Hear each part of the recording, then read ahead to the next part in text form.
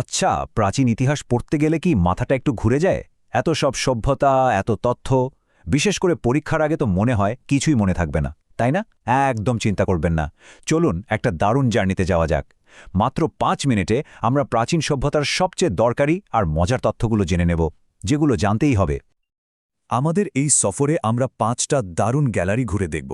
প্রথমে দেখব সারা পৃথিবীর প্রাচীন সভ্যতাগুলো, তারপর তাদের বানানো সব অবাক করা স্থাপত্য।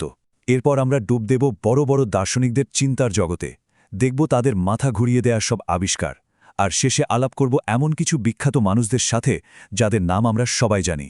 তো রেডি তো? চলুন শুরু করা যাক আমাদের টাইম ট্রাভেল। তো চলে এসেছি আমাদের প্রথম গ্যালারিতে। এখানে আমরা দেখব ঠিক কোন কোন জায়গা থেকে মানব সভ্যতার গল্পটা শুরু হয়েছিল, সেই জায়গাগুলো যা আজকের পৃথিবীর ভিত তৈরি করে দিয়েছিল। এই যে ম্যাপটা দেখছেন, এটাই কিন্তু আমাদের টাইম মেশিন। খেয়াল করে দেখুন, বেশিরভাগ বড় বড় সভ্যতার জন্ম কিন্তু হয়েছে নদীর ধারে। যেমন ধরুন, টাইগ্রিস আর ইউফ্রেটিস নদীর পাশে গড়ে ওঠা মেসোপটেমিয়া, এটাই কিন্তু পৃথিবীর সবচেয়ে পুরনো সভ্যতা। পাশেই দেখুন নীল নদের তীরে মিশরীয় সভ্যতা, আর আমাদের সিন্ধু নদের তীরে সিন্ধু সভ্যতা। জানেন, তাদের ড্রেনেজ সিস্টেম এতটাই উন্নত ছিল যে আজকের ইঞ্জিনিয়াররাও অবাক হয়ে যায়। আবার দেখুন, গ্রিকরা নিয়ে এলো সিটি স্টেটের কনসেপ্ট। ওদিকে আমেরিকায় মায়া আর ইনকারা তৈরি করল মাচু পিচুর মতো আশ্চর্য। ব্যাবিলনিয়ানরা দিল আমাদের প্রথম লিখিত আইন, আর বিশাল চীন সভ্যতা গড়ে উঠল হোয়াংহো নদীর তীরে। আচ্ছা, এবার যাওয়া যাক আমাদের দ্বিতীয় গ্যালারিতে। এখানে আমরা দেখব প্রাচীনকালের মানুষের তৈরি এমন সব অবিশ্বাস্য কীর্তি যা হাজার হাজার বছর পরেও মাথা উঁচু করে দাঁড়িয়ে আছে। প্রথমেই দেখুন চীনের মহাপ্রাচীর। এটা মানুষের তৈরি পৃথিবীর সবচেয়ে বড় স্ট্রাকচার। এটা নিয়ে তো একটা কথা প্রচলিতই আছে যে এত বিশাল যে নাকি চাঁদ থেকেও দেখা যায়। কি অবিশ্বাস্য, তাই না?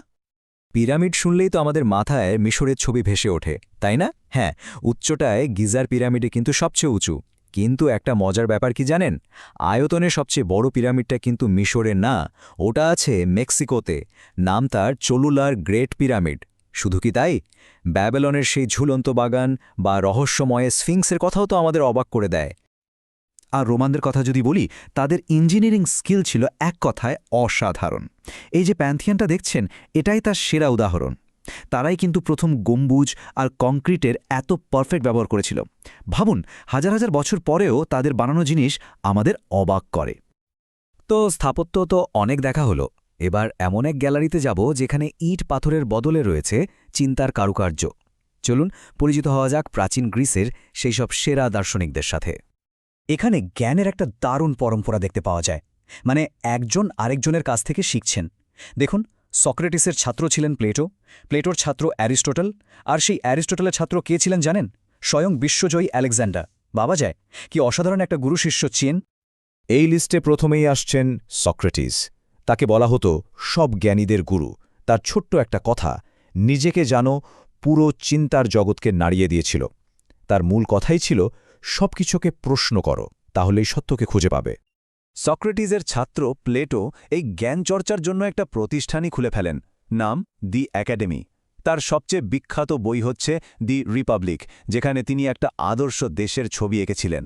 আর তার মূল বিশ্বাস ছিল একটাই, জ্ঞানই আসল শক্তি। এরপর আসছেন প্লেটোর ছাত্র অ্যারিস্টটল, যাকে আমরা ফাদার অফ লজিক বা যুক্তিবিদ্যার জনক বলি। ওই যে বিখ্যাত কথাটা আছে না, মানুষ সামাজিক জীব, ওটা কিন্তু তিনি প্রথম বলেছিলেন। তিনিও লিসিয়াম নামে নিজের একটা স্কুল খুলেছিলেন। অবশ্য এরা ছাড়াও আরও অনেকে ছিলেন, যেমন প্রোটাগোরাস, যিনি বলেছিলেন মানুষই সবকিছুর মাপকাঠি। আর চীনের সানজুর কথা তো বলতেই হয়, তার লেখা দি আর্ট অফ ওয়ার আজও বিশ্বজুড়ে বিখ্যাত।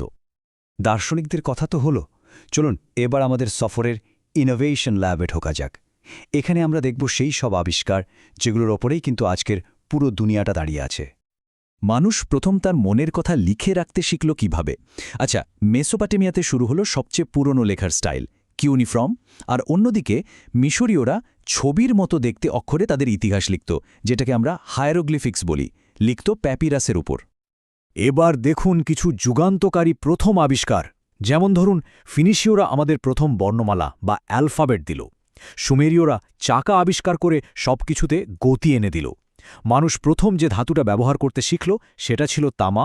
আর আগুনের ব্যবহার, ওটা তো পুরো মানবজাতির ইতিহাসই পাল্টে দিয়েছে। সময় আর জায়গা মাপা, এই আইডিয়াগুলো কিন্তু প্রাচীন মানুষদের মাথা থেকে এসছে। যেমন অ্যাসিরীয়রা প্রথম একটা বৃত্তকে ৩৬০ ডিগ্রিতে ভাগ করে, ক্যালডীয়রা ৭ দিনের সপ্তাহ চালু করে, আর মিশরীয়রা ৩৬৫ দিনে ১ বছর গুণে আমাদের জীবনের রুটিনটাই তো সেট করে দিল। আর এই সব কিছুর সাথে সাথেই কিন্তু জন্ম নিয়েছিল সাহিত্য। পৃথিবীর সবচেয়ে পুরনো যে মহাকাব্যটা পাওয়া গেছে সেটা হলো মেসোপটেমিয়ার গিলগামেশ।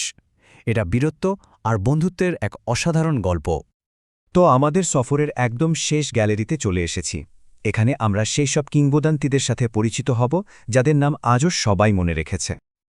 আচ্ছা, ইতিহাস তো আমরা পড়ছি, কিন্তু এই ইতিহাসগুলো আমাদের জন্য লিখে গেছেন কারা? প্রথমে বলতে হয় হেরোডোটাসের কথা। তাকে বলা হয় ইতিহাসের জনক, আর থুসিডাইটসকে বলা হয় বিজ্ঞানসম্মত ইতিহাসের জনক, কারণ তিনি শুধু গল্প বলেননি, ঘটনার পেছনের কারণটাও খুঁজে বের করার চেষ্টা করতেন। সাহিত্যের কথা যদি বলি, হোমারের নাম তো আসবেই। তার লেখা ইলিয়াড আর ওডিসি, এই দুটো মহাকাব্য আজও মানুষকে মুগ্ধ করে। আর নাটকের জগতে সোফোক্লিসের রাজা ইডিপাস ট্র্যাজেডির এক অসাধারণ উদাহরণ। আর শেষে যার কথা না বললেই নয়, তিনি হলেন রোমান সম্রাট জুলিয়াস সিজার। তার সেই বিখ্যাত কথাটা তো আমরা সবাই জানি, তাই না? ভিনি ভিদি ভিচি, মানে এলাম, দেখলাম, জয় করলাম। কি অসাধারণ আত্মবিশ্বাস! তো পুরো আলোচনা থেকে ৩টা পয়েন্ট একদম গেঁথে নিতে হবে, বিশেষ করে পরীক্ষার জন্য। ১ নম্বর, বড় বড় সভ্যতাগুলো নদীর পাশেই গড়ে উঠেছিল। ২ নম্বর, দার্শনিকদের সিরিয়ালটা মনে রাখতে হবে, সক্রেটিস, তার ছাত্র প্লেটো, আর প্লেটোর ছাত্র অ্যারিস্টোটল। আর ৩ নম্বর, আজকের যে আধুনিক জীবন, তার ভিত্তি কিন্তু সেই চাকা, বর্ণমালা আর আগুনের মতো প্রাচীন আবিষ্কারগুলোই। এই ছিল আমাদের আজকের ফাস্ট ট্র্যাক হিস্ট্রি ট্যুর। যাওয়ার আগে একটা প্রশ্ন রেখে যাই। এত যে আবিষ্কার আর চিন্তাভাবনার কথা আমরা জানলাম, আপনার কি মনে হয় কোন একটা জিনিস আজকের দুনিয়ার ওপর সবচেয়ে বেশি প্রভাব ফেলেছে? চাকা, লেখা, নাকি অন্য কিছু? অবশ্যই কমেন্ট করে জানাবেন। আর ইতিহাসের এমন মজার সফরে আবারও আমাদের সাথে যোগ দিতে চাইলে সাবস্ক্রাইব করতে ভুলবেন না, আর বন্ধুদের সাথেও শেয়ার করে দিন।